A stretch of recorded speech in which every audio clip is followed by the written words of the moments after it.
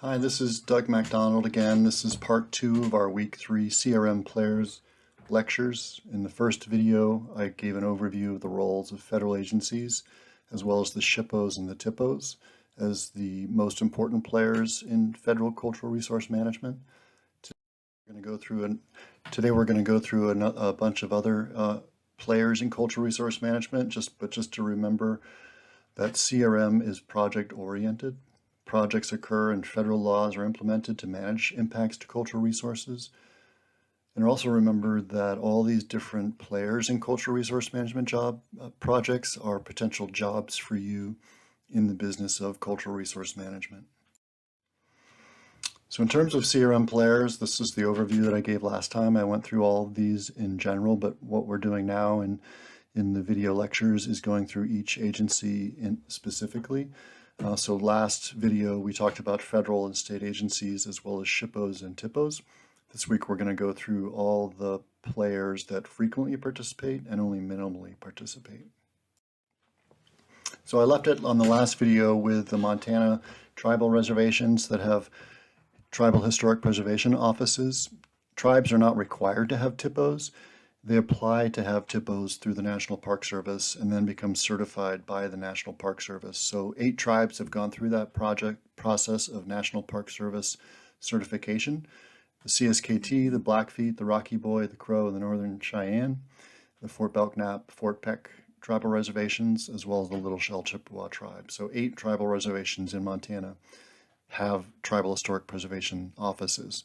So when do they consult, on the reservation or on the territory? And the answer to that question is both, and I've already talked about this a little bit in video 1, but if the project that the federal agency is proposing is on a reservation, then the Tribal Historic Preservation Office plays the lead role. If the project that the federal agency is proposing is within the tribal territories of a specific tribe, so for example, the Pend Oreille and Salish, the blue area up in the left part of the map, the blue area is the traditional tribal territories of the Pend Oreille and Salish. If it's in the traditional tribal territories, then the tribe is consulted, but they're not considered the lead consulting agency.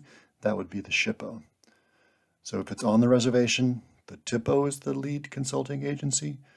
If it's off of the reservation but still within the traditional territories, the tribe is considered the secondary agency, with the SHPO being the lead consulting agency. So can the TIPOs stop a project? No, only a federal agency can stop a project. So like SHPOs, they can raise strong enough objections to cause a pause. So just like the SHPOs, the TIPOs they play the same role. They can consult on a project, they can provide advice, they can provide their own opinions on whether a pipeline or a coal mine or some other federal agency project can proceed or not, but they can't actually necessarily stop it unless it's on a tribal reservation. So the exception would be that if individual tribes have tribal laws on their reservations, they might be able to stop a project in that way. So a good example of a project that was stopped was that the Keystone Pipeline, shown here in the background of this slide, President Obama, when he was president, decided not to issue the construction permit. So this is a portion that was constructed, but the whole pipeline was never finished. So in order to finish the pipeline, they had to move forward with construction of various segments of the pipeline. Obama did not issue the permit allowing that to proceed. Now, when President Trump took office, that Keystone Pipeline was allowed to proceed. So it comes down, and sometimes it comes down to the president making a final decision on behalf of the federal agency. So in terms of what tribes can do, just like a state historic preservation office, they can put pressure on a lead federal agency to cancel or change a project. So they'll often resort to the media to raise public attention against a project. That's often a very good way to draw public attention against a project in order to stop it, is to bring in the media and to make the problems of the project open to the public. So other players in the cultural resource management process is the Advisory Council on Historic Preservation. So they monitor compliance of the National Historic Preservation Act by federal agencies. There's a 20-member board that advises the president. They also establish policy and law of cultural resource management. This is not a big agency. They only implement policy and law, and they don't often participate in day-to-day projects in cultural resource management. There's 4 criteria for advisory council involvement.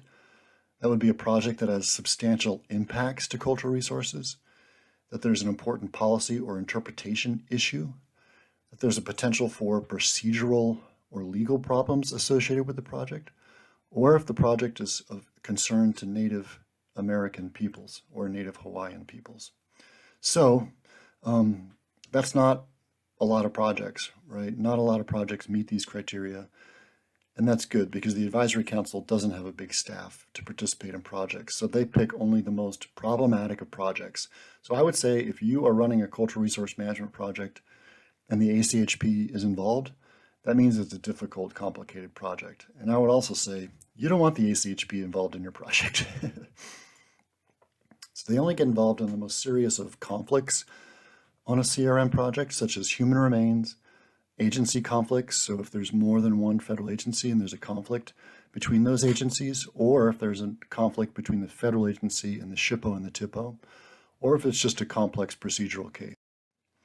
So the ACHP membership is defined by the president. So whoever's the most recent president, whoever's the current president, will appoint all the different people on the ACHP committee. So this is the list of people that were on the committee when Trump was president. I haven't updated this since President Biden took over. So it's completely up to the president to appoint these folks on the ACHP. So yes, there is a political agenda in the appointment of people to the Advisory Council on Historic Preservation. So in terms of who participates in the Cultural Resource Management Project, the National Park Service, they normally won't have any project involvement, except if the project is a federal project proposed on National Park Service land, right? So if it's proposed on NPS land, then the Park Service will manage that cultural resource management project. But there's, thousands of projects on any given yearly basis that are not on National Park Service land. So the Park Service would not have a role in those projects. The main role of the National Park Service, as established in the 1935 Historic Sites Act, is that they monitor SHPOs and TIPOs. They also, remember what I said earlier, approve new tribal historic preservation offices. So when a tribal reservation proposes a new tribal historic preservation office, that is sanctioned by the National Park Service. So tribal historic preservation offices and state historic preservation offices also are issued funding from Congress on an annual basis in order to fund those offices. That money comes from offshore oil and gas leasing, believe it or not. It's millions and millions of dollars. And the National Park Service distributes that funding to TIPOs and SHPOs. They also issue cultural resource management standards and guidelines, which, for example, establish survey guidelines for how to record archaeological sites, traditional cultural places, or historic buildings. They also issue qualification standards. If you want to be a professional archaeologist, for example, you have to live up to the standards as issued by the National Park Service. They also maintain what is called the National Register of Historic Places. That establishes the criteria for listing on the National Register, and they maintain that list. They also issue what are called National Register Bulletins. So, for example, you've already learned that the National Register Bulletin 38 is a National Register Bulletin that details how to work with tribal traditional cultural places, TCPs, not tribal, traditional cultural places. They often are associated with Native American tribes, but not always. And so National Register Bulletins issue information for how federal agencies can manage different types of cultural resources. And the website for those National Register Bulletins is shown on the screen. Clients and applicants participate in projects as well. They are people that are applying for a permit, for example, to implement or construct a natural gas pipeline, a new highway, a new coal mine. Any sort of development that requires a federal permit are usually applied for by private individuals, like a gas company or a coal mining company. Those are considered to be the clients and the applicants for the permits. They will often hire consultants to do the archaeological work, to do the TCP studies, to do the historic architectural recordation. And so consultants are considered to be experts in cultural resource management fields. They are professional archaeologists, they are professional ethnographers, and they are professional historic architects. Other participants, the public, should be more active, but I would say in 90% of cultural resource management projects, the public does not actively participate, even though the National Historic Preservation Act requires it. We'll talk more about that as we proceed through the class. Local governments, if it's a project of local importance, you might have a local municipal or county government involved. If a project is on private land, you might have landowners involved in a project. At the end of any given cultural resource management project, there might be artifacts that need to be curated, so you might have a curation facility. You might also have a project that has really important cultural resources, and the National Trust for Historic Preservation or other nonprofit cultural resource organizations might step forward to be advocates for a project. So in terms of the summary, the federal and state agencies and the SHPOs and the TIPOs are always involved. Sometimes you might have both the TIPO and the SHPO frequently participating. The ACHP might participate as well. You might have a project which involves clients and applicants applying for a permit in which they would also hire consultants to be involved in a project. And then other people might rarely or minimally participate. Other state and local governments who have interest in a project.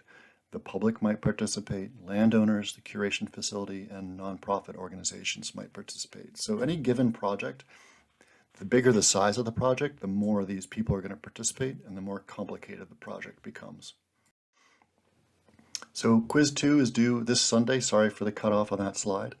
Also just review the syllabus for reading assignments and other videos to watch, which are assigned on a weekly basis and are usually covered in the quizzes. So next week, week 4, we're going to talk about federal cultural resource laws, including the Antiquities Act, starting with the earliest one, moving on to the second earliest, the Historic Sites Act. Then we'll talk about all the other laws proceeding over the next several weeks.